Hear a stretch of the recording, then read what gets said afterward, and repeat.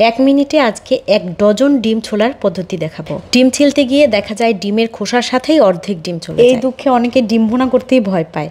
এভাবে ডিমের খোসা পরিষ্কার করলে সময় যেমন কম লাগবে, অনেক সহজ, যে কেউ এটা পারবে, আর ডিমের খোসার সাথে কোনো ডিমই যাবে না। খোসা ছাড়ানোর এই সহজ পদ্ধতিটার পাশাপাশি সবজি দিয়ে ডিম রান্না করার একটা দারুণ রেসিপি শেয়ার করব ইনশাআল্লাহ। ভিডিওটা সবার কাছেই ভালো লাগবে। ভিডিও ভালো লাগলে একটা শেয়ার দিয়ে দিবেন। ডিম পরিষ্কার করে ধুয়ে পানির মধ্যে একদম ডুবিয়ে সিদ্ধ করতে দিলাম, আর সাথে 1 চিমটি লবণ দিয়ে দিয়েছি। ডিম সিদ্ধ হতে 10 মিনিটের মতো সময় লাগবে। এই সময়টা আমি রান্নার জন্য মশলাটা কষিয়ে নিচ্ছি। এজন্য পাশের চুলাতেই প্যান গরম করে তার মধ্যে তেল দিয়ে দিয়েছি।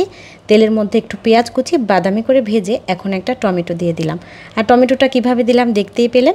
এটার একটা কারণ আছে, একটু পরেই বুঝতে পারবেন। এখানেও খুব ভালো একটা টিপস পেয়ে যাবেন।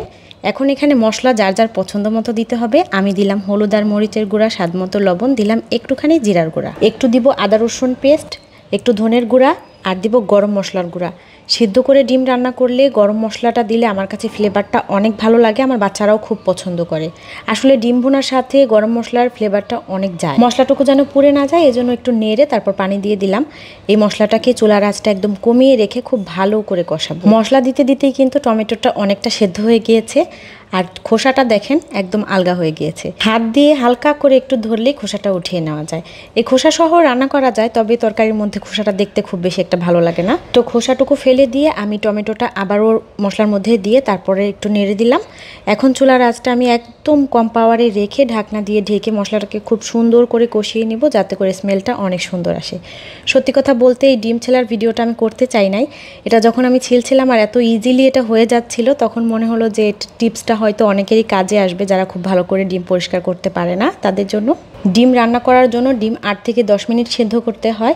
তো সেভাবে সেদ্ধ করার পরে ডিমটা একটু বাড়ি দিয়ে দিয়ে খোসাটাকে ভেঙে ভেঙে নিয়ে তারপর ভাঙা অংশের ভিতরে এরকমভাবে একটা চা চামচ ঢুকিয়ে দিয়ে আস্তে করে ঘুরিয়ে ঘুরিয়ে কিন্তু ডিমের খোসাটা থেকে একদম কয়েক সেকেন্ডের মধ্যে বের করে ফেলা যায়। কিছু ডিম আছে আমরা বলি সেটাকে তাজা ডিম, ওই ডিমগুলো কিন্তু একদম খোসা ছাড়ানো যায় না, খোসার সাথে ডিম উঠে আসতে চায়। এভাবে চামচ দিয়ে কিন্তু ওই ডিমটাও খুব ভালো করে পরিষ্কার করা যায়। একদম সামান্য ডিম আমার খোসার সাথে গিয়েছে, দেখতেই পেলেন। সেদ্ধ ডিম থেকে খোসা ছাড়ানোর এর থেকে আর কোনো সহজ উপায় আছে বলে আমার জানা নেই। তো দেখলেন তো ডিমটা কি সুন্দর করে পরিষ্কার করে নিলাম। এখন ডিমটাকে ধুয়ে রেখেছি, আর মশলাটুকু কষতে কষতে ডিমটাকে হালকা করে একটু ভেজে নেব। ডিমকে লাল করে ভাজার জন্য কিন্তু হলুদ ডিমের গায়ে নয়, প্যানের মধ্যে তেল গরম করে তার মধ্যে হলুদ 1 চিমটি ছেড়ে দিয়ে তারপর ডিমগুলো দিতে হয়। তাহলে ডিমটা খুব সুন্দর করে ভাজা হয় আর ডিমের গাটা একদম লাল লাল হয়ে যায়। এই টুকিটাকি সাধারণ টিপসগুলো তো যারা সবসময় রান্না করেন খুব ভালো জানেন, তবে নতুনরা কিন্তু এগুলো শুরু থেকেই জানে না, তাদের জন্যই আমার এই টিপসগুলো। ডিমের পাশে আমি কেটে রাখা পেঁপে আর আলু দিয়েছি। একটা আলু আর একটা ছোট সাইজের কচি পেঁপে খোসা ছাড়িয়ে টুকরো টুকরো করে কেটে দিয়েছি। ওগুলো আমি ডিমের সাথে ভেজে নিচ্ছি। চাইলে হালকা সেদ্ধ করে তারপর একটু ভেজে নিলেও রান্নাটা মজাদার হয়, তবে এভাবেও খেতে ভালো লাগে। পাশের চুলায় দেখলাম মশলাটার কী অবস্থা, একটু ঢাকনা খুলে নেড়ে চেড়ে দিয়ে আবারও ঢাকনা দিয়ে ঢেকে রাখলাম, যাতে করে নিচ থেকে পুড়ে না যায়। আর ডিমগুলো উল্টে পাল্টে সব পাশ একটু লাল করে ভেজে নিয়েছি।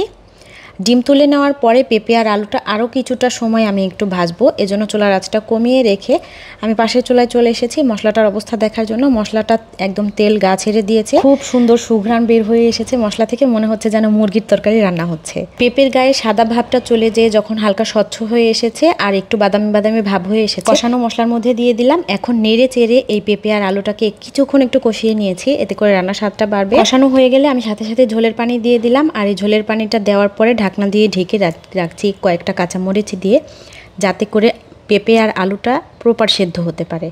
এটা প্রায় 90%-এর মতো সেদ্ধ হয়ে যাওয়ার পরে আমি ঢাকনাটা খুলে একটু নেড়ে দিচ্ছি। পেঁপে যেহেতু সেদ্ধ হতে একটু টাইম লাগে, আর এটা প্রপার সেদ্ধ না হলে খেতে ভালোও লাগে না। পেঁপেটা কিন্তু খুব সুন্দর সেদ্ধ হয়ে গিয়েছে। এখন আমি ভেজে রাখা ডিমগুলো দিয়ে দিচ্ছি। ডিম কিন্তু দেওয়ার পরে খুব বেশি রান্না করব না, আর 3-4 মিনিটের মতো একটু রান্না করব। এখন আবার ঢাকনা দিয়ে ঢেকে কিছুক্ষণ রান্না করছি। ঝোলের ঘনত্বটা পছন্দ মতো হয়ে গেলেই রান্নাটা কমপ্লিট হয়ে যাবে। তো আমার রান্নাটা এখন অলমোস্ট হয়ে গিয়েছে। তারপর আমি ঢাকনা খুলে রান্নার একদম শেষ পর্যায়ে দিয়ে দিচ্ছি একটু গরম মশলার গুঁড়া আর একটু ভাজা জিরার গুঁড়া। যারা শাক বাটা খান তারা কিন্তু এই রান্নাটায় শাক বাটাও ব্যবহার করতে পারেন, এতে করেও স্বাদটা অনেক ভালো হয়। ডিম ভুনাতে আমি কখনো ধনেপাতা ব্যবহার করি না, ধনেপাতার ফ্লেভারটা ডিম ভুনার সাথে আমার কাছে মনে হয় যেন যায় না। আশা করছি পেঁপে দিয়ে ডিম রান্নার এই রেসিপিটা আপনাদের কাছে অনেক ভালো লেগেছে। ভিডিও ভালো লাগলে লাইক, কমেন্ট, শেয়ারের পাশাপাশি আমার পেজটা ফলো দিয়ে দিবেন। দেখা হবে ইনশাআল্লাহ পরবর্তী ভিডিওতে। আসসালামু আলাইকুম।